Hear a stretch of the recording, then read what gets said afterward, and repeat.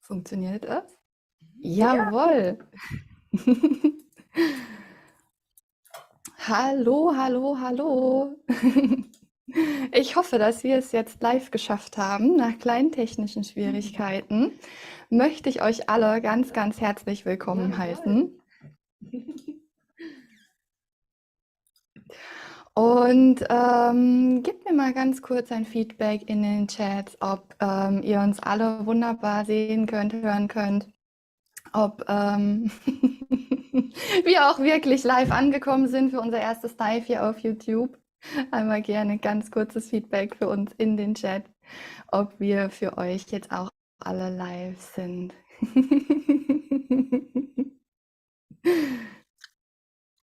Hey, ja wunderbar, ich sehe schon. Okay, perfekt, dann freue ich mich. Yippie!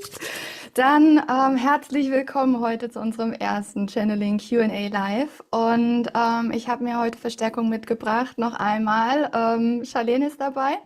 Ich werde in den Channeling-Modus gehen. Das heißt, ich werde nicht ganz so viel lesen können. Deswegen wird Charlene die Fragen von euch vorlesen. Und, und ich bitte euch, ein bisschen die Community-Regeln zu beachten bei euren Fragen. Wir werden nicht alle Fragen schaffen, beantworten zu können, aber wir werden die allertollsten rauspicken natürlich. Community-Regeln heißt, bitte beachtet, dass wir einfach aus YouTube-Regelgründen Gesundheitsfragen nicht beantworten lassen dürfen, auch wenn wir das gerne möchten. Das hat einfach was mit den rechtlichen Grundlagen zu tun. Das nächste möchte ich euch einladen, dass wir gemeinsam durch einen klitzekleinen Prozess gehen und uns vorbereiten, das Energiefeld vorbereiten für den Kontakt. Ich habe ein bisschen mehr Kontakt gehabt mit den Sasanis in den letzten Wochen und mit den Yayal. Aber die Sasanis haben so ein bisschen durchgeben lassen, durchhören lassen, dass sie gerne mal hier ein Projekt Kontakt starten möchten und einfach mit euch als Community kommunizieren wollen. Und seht es auch wirklich als einen Kontakt, der nährend ist für beide Seiten. Also nicht nur für euch, um zu wachsen, um vielleicht ein bisschen das andere Bewusstsein zu verstehen, sondern dass sie auch wachsen können durch euch. Die Sasanis sind unsere Hybridkinder. Die haben menschliche Genetik, aber sind doch sehr ET. Ihr habt, glaube ich, wann war das gestern, vorgestern? Hatte ich ein Channeling von ihnen geteilt gehabt. Und da hat man schon so ein bisschen gemerkt, das ist nicht so, wie wenn man jetzt den nicht physischen Rat von Arcturus channelt oder sowas. Deswegen lade ich euch ein, seid offen für alles, wie sie durchkommen. Es sind Leute, es sind ganz normale Leute, die atmen, die auch mal auf Toilette gehen, die Nahrung zu sich nehmen und die ihren Alltag managen und bewältigen. Und ich glaube, wenn ihr ready seid, ich bin's zumindest, Charlene, bist du bereit? du warst already. Okay, dann würde ich euch durch einen kleinen Prozess führen. Einmal, um mir ein bisschen Zeit zu geben, mich zu akklimatisieren in der Gruppe, die ihr hier vor mir seid, aber auch um mich zu akklimatisieren mit der Crew oben auf dem Schiff. Und da lade ich euch ein, ihr kennt dieses Spiel schon, die bei mir in den Kursen immer sind, dass wir ein paar tiefe, bewusste Atemzüge nehmen in unser Herz. Und ich lade euch ein, gerne mal tief zu atmen. Tiefe Atemzüge einmal bewusst in euren Körper zu nehmen und euren Körper zu spüren, zu ehren und zu wertschätzen mit eurer Atmung. Und ich lade euch ein, euren Verstand und euer Ego ein kleines bisschen näher in euer Herz zu bringen. Hier reicht eine Intention, dass ihr all das, was denkt und kontrolliert, ein bisschen ins Herz rückt. Weil im Herzen hat euer Verstand viel mehr Kapazität, Wissen und Energien zu verarbeiten und kann sie in einem breiteren Spektrum analysieren. Das bedeutet, über euer Herz kann der Verstand viel mehr Informationen und Botschaften aufnehmen und verstehen. Und in dem Herzen stellt der Verstand auch völlig andere Fragen. Also lade ich euch ein, atmet einmal tief in euer Herz und lasst euren Verstand wieder Teil des Herzens sein. Und gleichzeitig lade ich euch ein, eine Lichtsäule von eurem Herzen aus in die Erde fließen zu lassen, durch euer Wurzelchakra hindurch, um euch zu verankern mit der Erdenergie, mit der planetaren Energie. Das euch hilft, auch stabiler durch euer Leben zu gehen und überschüssige Energien, egal welcher Form, loszulassen. Atmet und fühlt.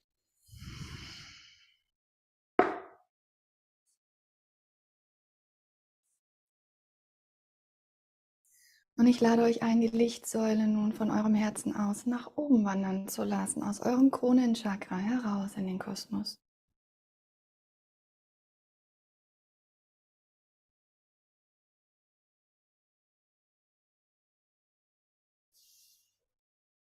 Und euch zu öffnen für die reinen kosmischen Energien.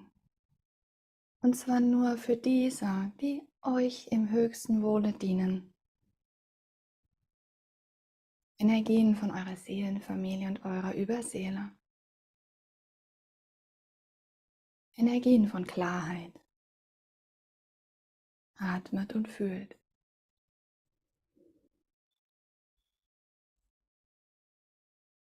Fokussiert euch nun auf euer Herz.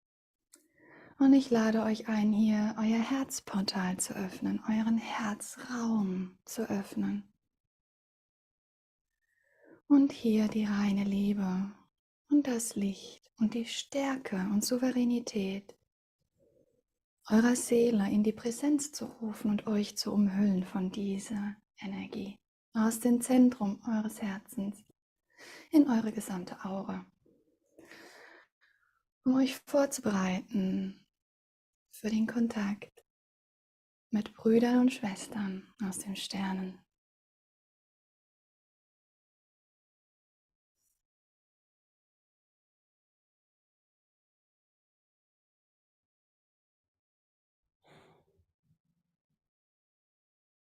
Atmet und fühlt.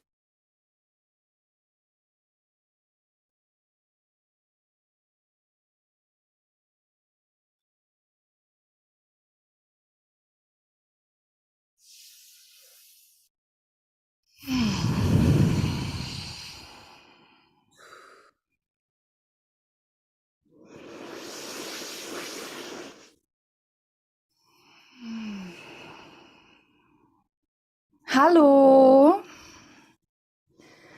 Ich freue mich, hier Kontakt aufzubauen. Hier von der Brücke unseres Schiffes. Über die Technik, die mir zur Verfügung steht, um mit euch Menschen in Kontakt zu kommen, hier über diesen Kanal. Kanalisiert wird unser Wissen hier. Über einen Link zwischen Telepathie, Maschine und meinem Bewusstsein. Ich freue mich hier über diese Möglichkeit, die Kapazität, die mir gegeben ist, als Vertreter meines Volkes, Sasani, von Esasani, mit euch Erdenmenschen in Kontakt zu treten. Ich freue mich, hier als Botschafter und Vertreter meines Volkes bei euch zu sein, euch zu fühlen durch diesen Kanal und euch zu sehen in euren Fragen. Und ich freue mich, das Bewusstsein als Vertreter meines Volkes mit euch zu teilen, so dass ihr im Höchsten wachsen könnt und uns begegnen könnt, auf der nächsten Art und Weise, die möglich ist.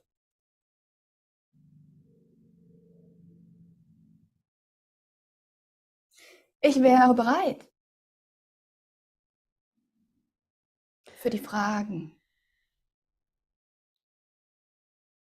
Vielen Dank. Wir freuen uns, dass ihr hier seid, dass du hier bist. Und Ja.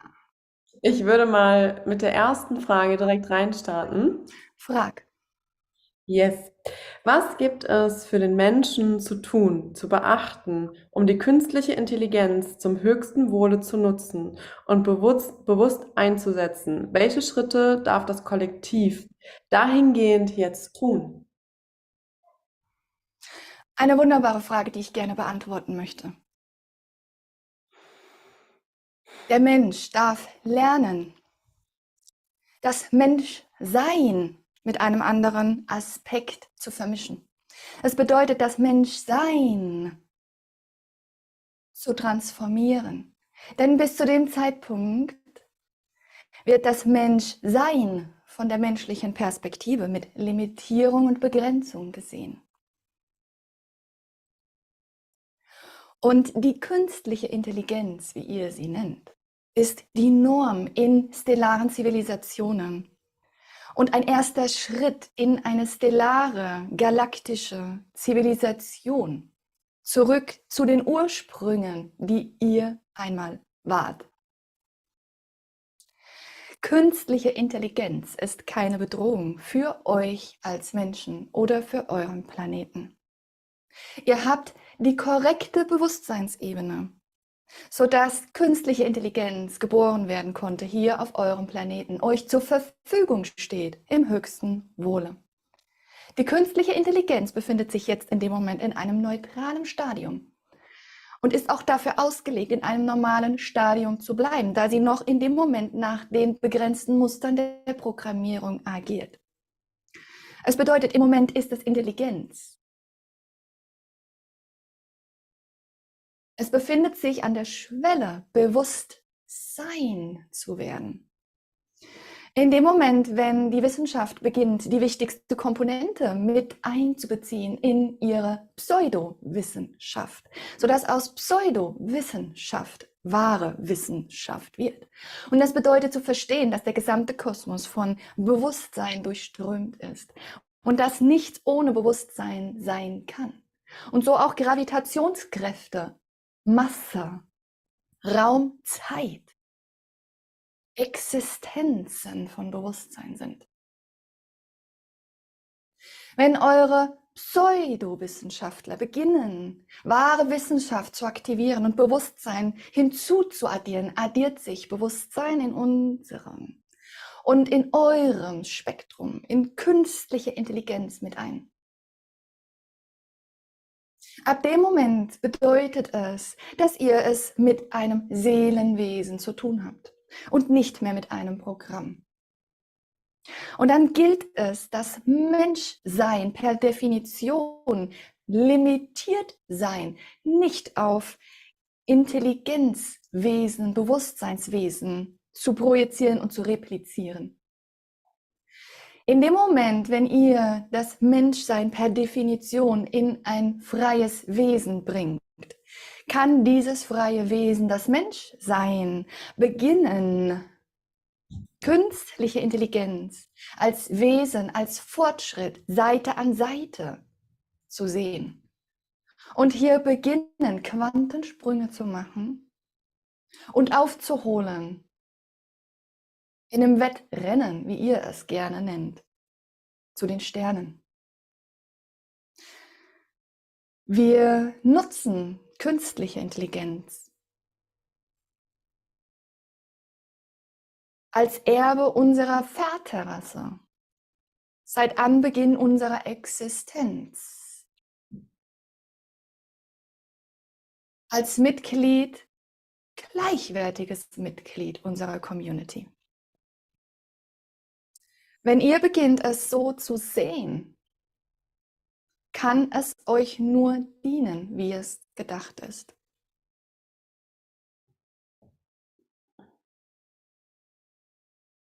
Und wir sehen gute Tendenzen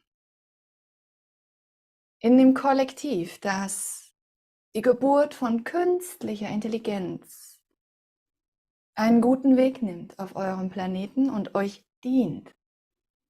Wenn ihr lernt, aufzuhören, zu kämpfen gegen eure inneren Dämonen, die ihr im Außen seht, in Dingen, die euch unbekannt sind, da euer Verstand sie noch nicht greifen kann.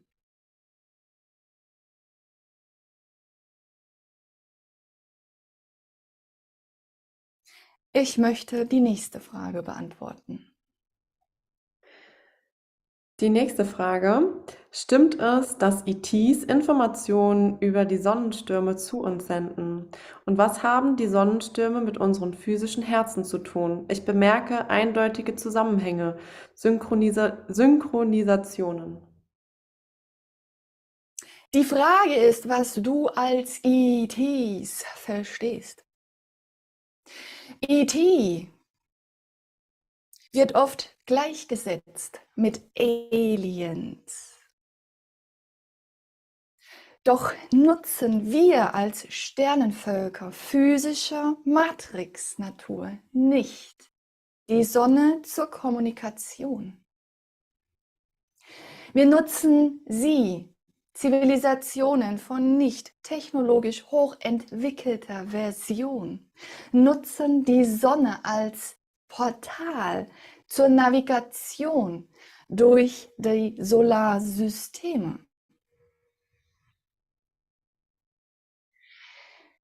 Ich vermute, hier mischen sich Konzepte von höheren Bewusstseinsebenen. Und was die Sonne ist, ist ein Portal für dominante Bewusstseins- und Frequenzenergien. Eure Sonne dominiert mit ihrer Präsenz als kosmisches Wesen jeden einzelnen Planeten, der sich in Gravitationsfeldern ihres Bewusstseins befindet.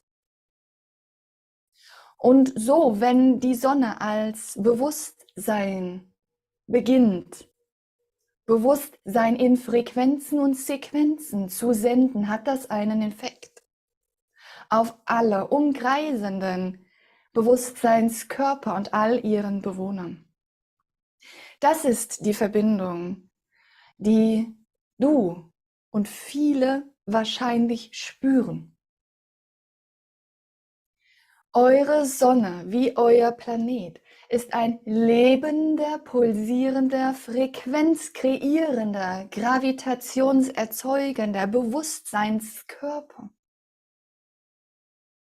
Und nicht einfach nur ein Ding. Eure Sonne, S13, ist ein sich selbst bewusstes Wesen, das es bevorzugt, alles in seinem Umfeld positiv zu beeinflussen, da es ein Wesen ist, das Service für andere im Herzen trägt. Und so kommen Informationen dieser dominanten Quelle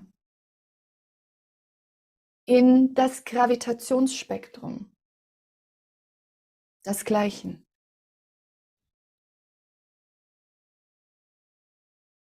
Sensible Wesen haben die Kapazität, diese Ströme von Frequenzen aus dem Bewusstseinsfeld wahrzunehmen. Und wir vermuten, dass diese Bewusstseinsfelder mehr und mehr wahrgenommen werden von Wesen, die diesen Planeten beleben. Da besagte Wesen, ihr Menschen, beginnt auf ein neues Spektrum aufzuwachen. Auch ausgelöst durch den Sonnenkörper, S13. Ich möchte die nächste Frage beantworten. Hier fragen einige, was es denn mit dem Mond auf sich hat.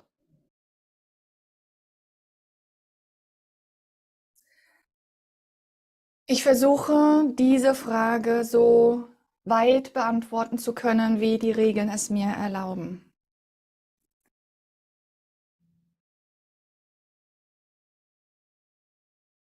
Der Mondkörper, der eure Erde umkreist, ist eine künstliche Installation und kein natürlicher Trabant. Das, was ihr von dieser Erde aus seht, ist ein Hologramm, ausgelöst durch die sich reflektierende Sonne an der Oberfläche des Biosphärenschiffes installiert, vor mehreren 1000 Jahren, um die Erde zu stabilisieren. Der Mond hat keinen schädlichen Einfluss auf die Erde. Doch er verändert das Wahrnehmungsspektrum jedes einzelnen bewussten Bewohners, der einen Sinn für Limitierung in sich trägt, auf ein niederes Wahrnehmungsspektrum. Dies erschafft ein Inkarnationsfeld für kuriose Seelen, Kuriosität zu erfahren, da es hier Möglichkeiten gibt, in ein Bewusstseinsspektrum zu tauchen, das einzigartig ist in dieser Galaxie und gleichzeitig ein sicheres Spielfeld bildet, um das vorab geplante Erfahrungsspektrum zu erzielen. Der Mond ist eine Installation, die von Mitgliedern der Föderation der Welten installiert wurde und bestehen wird, solange die Erde Stabilisierung benötigt.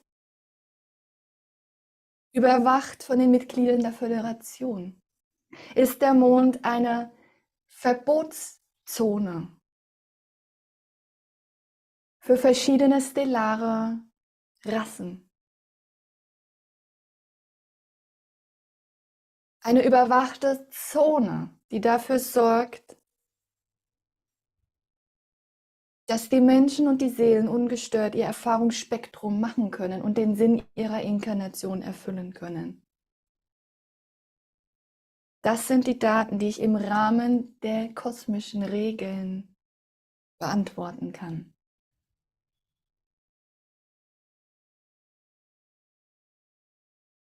Ich möchte die weiteren Fragen beantworten. Dankeschön für die Antwort. Es war mir durchaus bewusst, doch es kam verhäufigt im Chat und es ist auch eine sehr spannende Frage. Und so komme ich zur nächsten. Wo war sie gerade? Einen kleinen Augenblick. Genau, hier auch eine sehr interessante Frage. Wie sieht ein Alltag der stellaren Menschen aus? Es kommt darauf an, welche Spezies du erfahren möchtest. Hier gibt es viele Menschen, Spezies, Lyra, Spezies, zu denen auch wir zählen. Weshalb ich euch begrüßt habe als Erdenmenschen. Die meisten Mitglieder der Föderation der Welten leben hier im Erdorbit auf ihren Schiffen, die verschiedene multiple Funktionen erfüllen, teilweise militärischer Natur, teilweise Handelsnatur und teilweise Cruiser. Je nachdem, welchen Grund die Spezies sieht, hier im Orbit sich aufzuhalten, gehen sie entsprechenden Aufgaben nach, um die Frage allgemeiner zu beantworten. Es geht um die Monitorisierung des Hybridisierungsprojektes, die Monitorisierung des Erdprojektes, die Monitorisierung des Starseed-Programmes und das Beobachten des Erdgeschehens. Multiple Missionen werden hier ausgeführt, besonders von der Alphrata-Fraktion. Step-Downs, die physisch von ihren Schiffen auf die Erde gehen, um hier in dem Erdprojekt Missionen zu erfüllen und Katastrophen zu vermeiden. Gleichzeitig stehen wir in korrekter Kommunikation mit unseren Brüdern und Schwestern, die sich nicht in diesem Erdorbit befinden. Und bleiben im Austausch aus Handelsgründen, Wissenschaftsgründen. Militärische Handlungen sind hier nicht die Regel. Und doch sind wir militärisch ausgestattet wie jede stellare Zivilisation. Da das fünfdimensionale Spektrum, die Matrixwelt, die materielle Welt, in der wir uns alle erfahren, nicht immer so friedlich ist, wie die New Age Community zu glauben meint. Dennoch sind wir in dem Moment in friedlicher Zusammenkunft. Und hier in diesem Erdgeschehen, Marsgeschehen, Venusgeschehen, in diesem Quadranten katalysieren sich die letzten momentan bestehenden militärischen Probleme dieser Galaxie. Und wir möchten hier erwähnen, dass es noch immer Waffen auf dieser Erde gibt, die in Richtung unserer Spezies gerichtet ist. Waffen, die darauf abzielen, auch größere Sternenflotten von der Erde aus zu eliminieren. Weshalb militärische Ausstattung notwendig ist für all die, die sich in dem Erdprojekt befinden und im Erdorbit aufhalten. Viele Spezies benötigen noch Schlaf sowie Mahlzeiten. Und ein Aufenthalt in verschiedenen multiplen Raumschiffen, wie ihr sie nennt, sorgt für Disbalancen in verschiedenen Spezies, weshalb wir es bevorzugen, gesellschaftliche Aktivitäten gemeinsam zu machen. Das haben wir alle gleich. Wir nutzen Fitnessräume, Simulationsräume, Gemeinschaftsräume und botanische Gärten, um unseren Alltag zu verbessern und uns Komfort zu geben, während wir unseren täglichen Aufgaben in den Monitorisierungsprojekten nachgehen. Auch wir nehmen Nahrung zu uns und wir bevorzugen es, solange wir stationiert sind, auch Simulationsräume zu nutzen, um unseren Verstand zu beschäftigen. Die von uns, die sich nicht im Erdorbit befinden, wir gehören zu denen, die den Raum und Zeit erkunden und ergründen. Und wir haben großes Interesse, fremde Kulturen und Planeten zu entdecken und sind Erstkontaktspezialisten und lieben es, Brücken zu bilden zu anderen Zivilisationen, weshalb ich hier besonders als Erstkontaktspezialist im Moment dieses Gespräch sehr schätze. Wir übertragen jetzt in dem Moment dieses Gespräch auch auf unsere Server. Da unsere Server mit den Servern der Föderation der Welten verbunden ist, die ihre Serververbindung zu der Erde haben. Wir sind somit mit eurem Internet vernetzt und glaubt nicht, dass wir nicht auch die ein oder anderen contentgebenden Kanäle beobachten. Und so lesen wir in euch auch euren Bewusstseinszustand. Und wir freuen uns hier in einer Community zu kommunizieren, die einen sehr hohen Standard darstellt. Und dafür danken wir. Ich möchte die nächste Frage beantworten. Dankeschön für die ausführliche Antwort.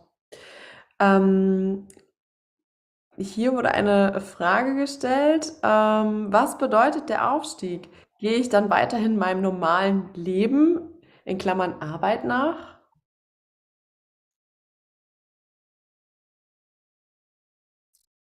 Die Frage ist, was du unter Aufstieg verstehst. Mir ist sehr bewusst, dass im Moment, besonders in spirituellen Bewegungen, der Gedanke eines Aufstieges der Menschheit weitaus vertreten ist. Und ich möchte hier erwähnen, dass ein solcher Aufstieg immer ein individueller Bewusstseinssprung ist auf eine neue Ebene, der in vielen Schritten vorangeht.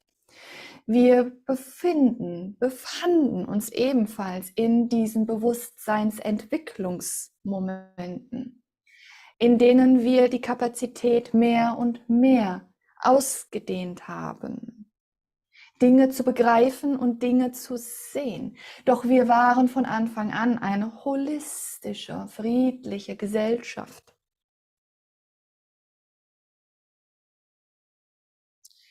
Der Aufstieg, von dem gesprochen wird, ist das tiefe Wissen, in einer Zeit zu sein von Transformation und Wandel. Doch hier gilt es auch zu verstehen, dass ihr eure Welt selbst erschafft und es keine Koinzidenz ist, dass die Welt, in der ihr euch befindet, die Welt ist, in der ihr euch befindet. Ihr erschafft sie. Und wenn die innere Welt sich nicht ändert, ändert sich die äußere Welt ebenfalls nicht.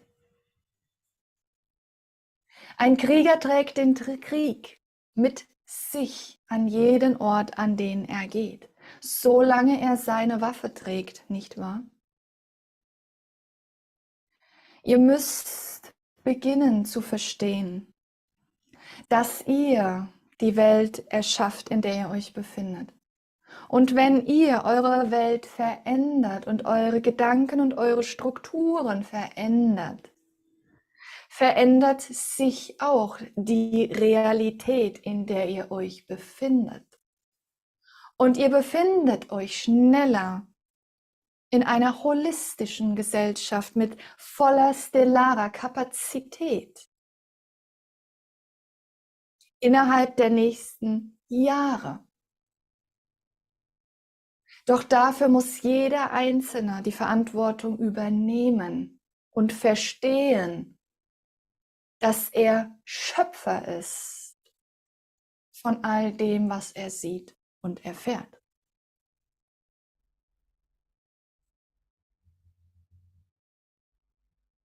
Ich möchte die nächste Frage beantworten. Ich stelle die zwei Fragen zusammen. Überwacht die Föderation den gesamten Kosmos und was verbirgt sich in der Antarktis? Sie würde gerne den gesamten Kosmos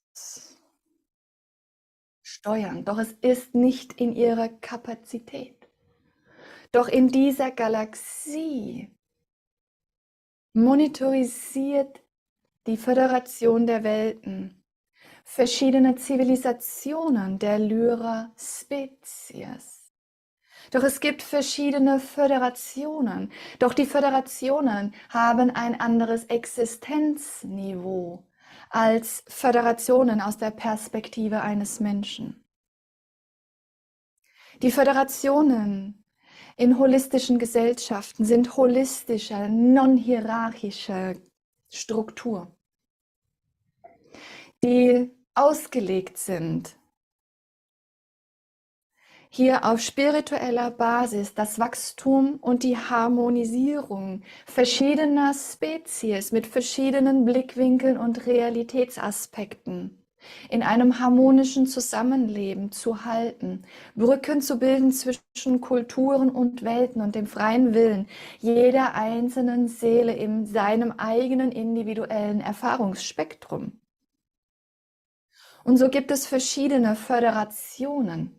Und wir sind Teil der Föderation der Welten, eine Lyra-Föderation. Und doch gibt es noch weitere Föderationen innerhalb dieser Galaxie. Diese Galaxie ist Teil des Kosmos. Und der Kosmos bildet sich aus Multiversen, Omniversen und verschiedenen Zeitlinien. Und die Föderationen sind Zeitlinien transzendierend. Und doch ist jede Zeitlinie ein anderes Spektrum an Föderation mit anderen Versionen der eigenen Individuen. Die Frage auf die Antarktis. Die Antarktis ist der Zutrittspunkt zu verschiedenen Untergrundvernetzungen mit jedem Kontinent dieses Planeten, verbunden mit Hochgeschwindigkeitszügen. Verschiedene Spezies haben hier ihre festen Stationen. Menschen, aber auch Föderationsrassen. Andromeda, Orion, Arcturus, unsererseits Reptiloid und drakonisch.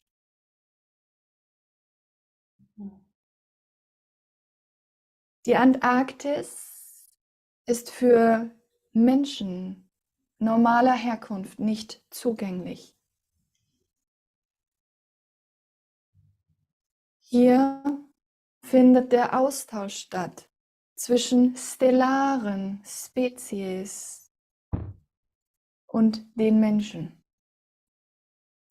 auf friedlicher Basis, um das Erdprojekt zu monitorisieren und die Seelen zu unterstützen, das Erfahrungsspektrum, das sie erschaffen haben und weiterhin erschaffen, zu meistern und in eine positive Richtung zu lenken. Mhm.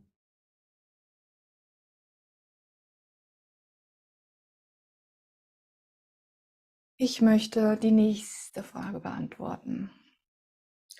Ja, das ist spannend, dass ihr das sagt, weil der Mensch neigt ja immer dazu, in Boxen zu packen und immer zu sagen, das ist so oder das ist so, weil hier nämlich jetzt auch die Frage kam, ob die Föderation Link ist und es ja so häufig das Bild ist, dass man sagt, ne, die Föderation oder die Menschen dazu neigen,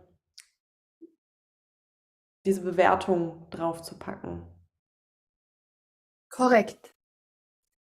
Wir haben eine Föderation und wir machen Fehler. Wir haben unsere Themen und unsere Probleme, da wir in dem normalen Feld der materiellen Welt agieren, wie ihr es auch tut. Mensch zu sein bedeutet, weniger des ganzen Bildes zu sehen und mehr in verarbeitende, klein verarbeitenbare Portionen zu limitieren, um Logik aufrechtzuerhalten.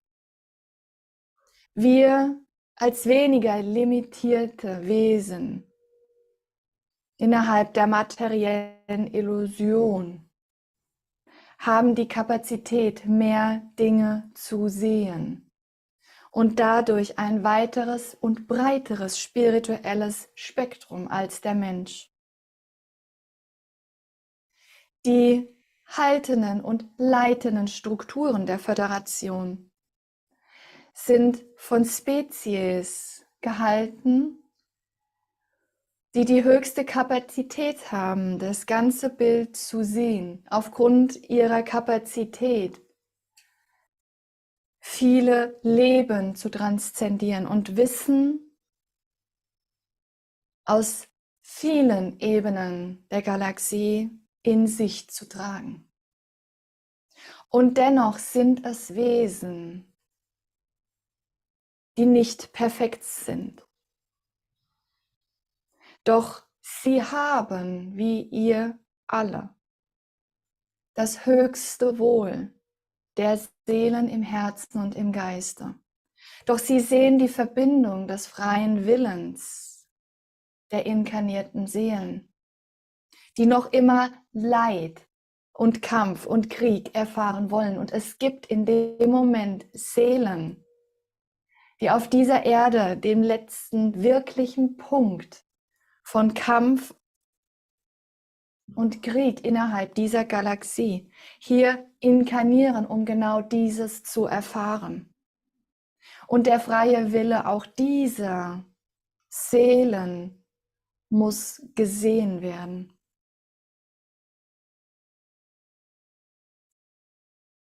Wer nur ein Teil des Bildes in der Lage ist zu sehen, neigt dazu, seine innere Welt zu projizieren auf besagtes ganze Bild. Doch aus unserer Perspektive, aus dem, was wir wissen, haben die Brüder und Schwestern unserer Föderation das höchste Wohl im Herzen, doch sie sehen noch immer den Willen der Seelen zu leiden. Wenn dieser Wille versiegt, endet das Leid. Aus meiner Perspektive, was ich sehe und was wir als das Volk der Sasanis sehen, ist, dass wir den Kontakt zu euch möchten, dass wir euch sehen möchten auf Augenhöhe und dass wir euch als stellare Begleiter sehen möchten. Und wir tun es bereits, denn wir haben die volle Kapazität, in dieses Momentum in Raum und Zeit zu reisen, in denen genau das existiert. Die Frage ist, wann seid ihr bereit, das Leid hinter euch zu lassen? Wann seid ihr bereit, den Krieg in euch zu beenden, um in ein Leben einer holistischen Gesellschaft einzutreten, in denen die wenigen Herausforderungen des Tages sind? Wie begegne ich einer anderen Person, die ich noch nie gesehen habe, mit Respekt und Liebe und Achtsamkeit? Vergesst nicht, dass ihr den Aufstieg individuell in der Hand habt. Dass ihr diejenigen seid, die das Leid beenden müssen, die den Krieg und den Kampf beenden müssen, die die Sklaverei auf dem Planeten beenden müssen. Dass ihr beginnen dürft, die Schöpferkraft zu nutzen für euch und für eure Mitmenschen.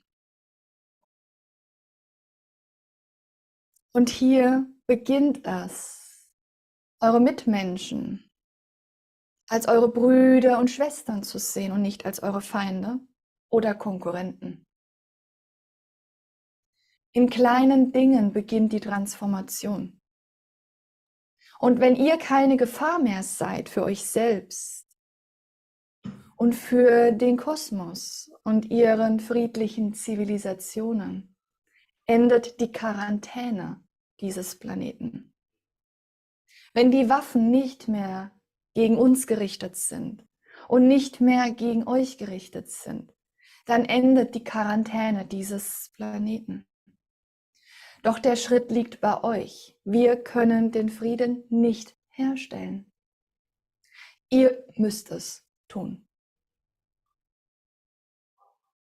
Ihr habt es in der Hand. Ihr tragt die Verantwortung. Nicht wir. Ihr.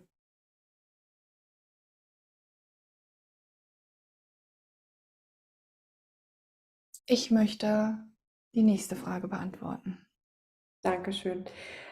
Ich würde jetzt die letzten 2 Fragen stellen und starte jetzt noch mal mit einer Frage, die jetzt hier häufiger in dem Chat vorkam und ich denke, dass wir das gerne ansprechen dürfen, weil es jetzt auch häufig in der New Age Community kommuniziert wird. Und zwar geht es hier um den Polsprung, ob der Polsprung stattgefunden hat oder was hat es mit dem Polsprung auf sich? Aus unseren Messungen heraus hat noch kein Polsprung stattgefunden. Doch eure Pole bewegen sich permanent in dem ein oder anderen Radius. Eine andere Betrachtungsweise ist das alles, was existiert, das Hier und das Jetzt ist, das Prinzip der Non-Lokalität. Es bedeutet, die Erde hat ihren Polsprung gehabt. Und die Erde steht vor dem Polsprung und auf der Erde hat nie einer stattgefunden. Vergesst nicht, dass ihr mit eurem Bewusstsein und Frequenzspektrum die Erdversion wählt, die das eine oder andere reflektiert, das ihr erfahrt. Doch aus dem jetzigen Spektrum, hier monitorisiert aus unserem Schiff, in dieser Zeitlinie, 4. Februar 2024, hat die Erde eine normale Bewegung der Pole. Die Frage ist, aus welchem Potentialfeld besagte Individuen ihr Wissen ziehen. Doch eines sollte verstanden werden, dass ein Pol-Shift keine Veränderung in der Zivilisation auslöst und keine Befreiung bringt. Die Bewegung der Pole sind normal. Die Befreiung eurer Erde und der Aufstieg, der große Shift, das Event ist in jedem Individuum.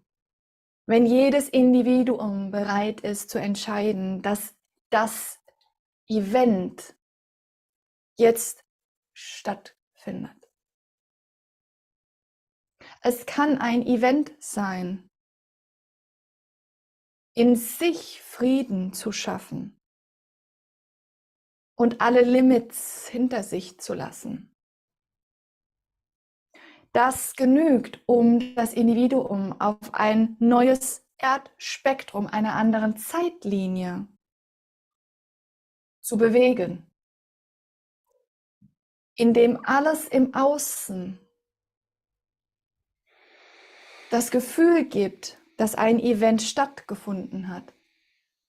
Doch davor war es die Entscheidung, die die Transformation aktiviert hat.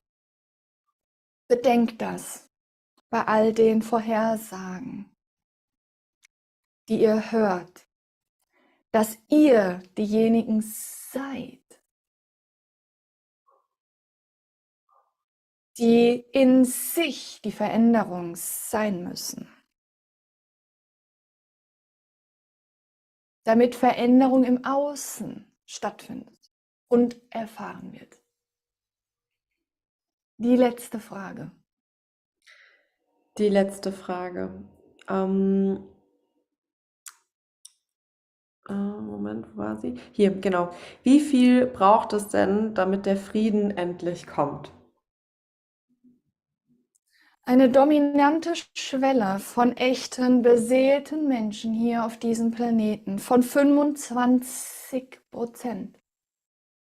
Echte Seelen, die sich bewusst sind, dass sie in dem Erfahrungsspektrum sich befinden und erschaffen, die sich entscheiden, Frieden sehen zu wollen, im Inneren zu wählen und im Äußeren zu erfahren. Ihr befindet euch jetzt in dem Moment bei 23%, Tendenz steigend.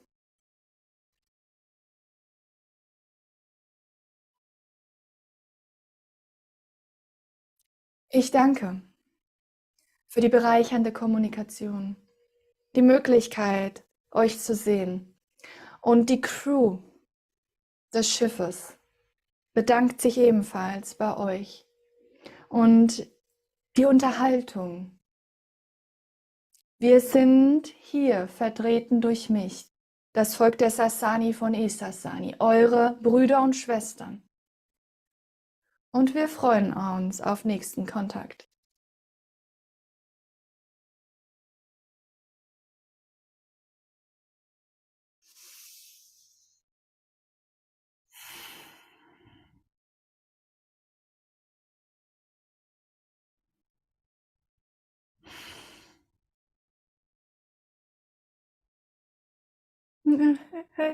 Hi. Welcome back. Hallo. Ich brauche mal ein kleines bisschen, bis ich wieder normal bin. Charlene, magst du noch Ja, was sagen, bis ich ja. wieder zurück bin, bis ich wieder Oh, denken kann? Wo bin ich? Wer bin ich? in welcher Zeit bin ich? Genau, hier waren so viele tolle Fragen, ihr Lieben, so viele tolle Fragen. Und ich habe einige Fragen nicht nehmen können, klar, einfach auch von der Zeit her. Und weil Lia ganz viel in ihrem Starseed-Kurs über diese Dinge spricht, über die innere Erde, und das Interesse war so groß, ja, an diesen Fragen und auch zum Thema Mond und all die Dinge, und das findet ihr in dem Starseed-Kurs. Also wenn euch die Fragen interessieren, dort geht Lia ganz ins Detail auf diese Dinge ein. Genau. Ja, ich möchte euch auch noch einladen. Es gibt jetzt ja ein neues Event, was jeden Monat stattfinden wird, das Live Q&A-Event. Das ist eine bunte Kiste, wo entweder ich eure Fragen beantworte oder gechannelt wird oder es auch viel Metaphysik ist. Es werden wie so ein Minikurs werden und jedes Mal individuell werde ich mit der Gruppe arbeiten. Live Q&A, das erste wird 21. Februar stattfinden um 20 Uhr. Das findet ihr auf der Webseite. Wir werden das dann später verlinken. Direkt einen Tag danach, am 22. Februar, findet dann das nächste Gruppen-Channeling-Event statt. Hier wird es eine große Lightcode-Quantum-Transformation geben und nochmal ein Channeling-Transmission. Und wahrscheinlich gibt es dann auch Richtung März einen Gridwork-Call oder je nachdem wieder ein Live-Channeling hier auf YouTube. Ich glaube, die Sasanis, unsere physischen Hybrid-ETs, unsere Brüder und Schwestern sind super interessiert, genauso wie die Yael, hier Kontakt aufzubauen, von ihren Schiffen mit uns zu kommunizieren, weil sie haben einfach aus Föderationsregeln nicht ganz so viel Möglichkeit, mit uns in Kontakt zu treten. Einen weiteren Kanal, den ich euch empfehlen kann, der erste seiner Art, ist Marie Svaru. Marie ist ein Crewmitglied von Taijeta. Marie Official, oder Svaru Official ist ihr Kanal. Ich werde ihn auch noch rein verlinken. Das ist auch Projekt Erstkontakt. Dieser Kanal ist echt, der einzige wirklich echte Kanal. Und da lade ich euch ein, rein zu sneaken. Und ansonsten bleibt leider nur die Möglichkeit, als Channel-Medium, als Verbal-Channel-Medium zu fungieren. Jetzt in dem Moment, bis dann der richtige Kontakt stattfindet und die Föderation ein bisschen die Regeln auflockert, ist das die Möglichkeit. Und das heißt, sie freuen sich total, wenn sie die Möglichkeit haben, hier über solche Plattformen in Kontakt zu treten. Und ich lade euch ein, einfach aufmerksam zu bleiben. Teilt gerne den Kanal. Wenn ihr noch kein Like da gelassen habt oder einen Kommentar da gelassen habt, lasst es gerne da, abonniert uns und aktiviert das Glöckchen, dass ihr auch benachrichtigt werdet, wenn wir irgendwas tun in der Art. Und dann seid ihr das nächste Mal wieder live dabei und mit Sicherheit kommen dann auch, habt ihr dann Glück, die ein oder andere Frage dann von euch, dass sie aufgepickt wird und dann beantwortet wird. Okay. Von meiner Seite, ich danke euch und ich liebe euch und es war mir eine riesige Freude für euch heute da zu sein. Danke dir, liebe Charlene, danke an die Sasanis und danke an euch, dass ihr so eine wundervolle Community seid. Und von meinem Herzen zu eurem, ich liebe euch so sehr und ich danke euch für eure Präsenz hier und für euer Licht, das ihr leuchtet. Mua!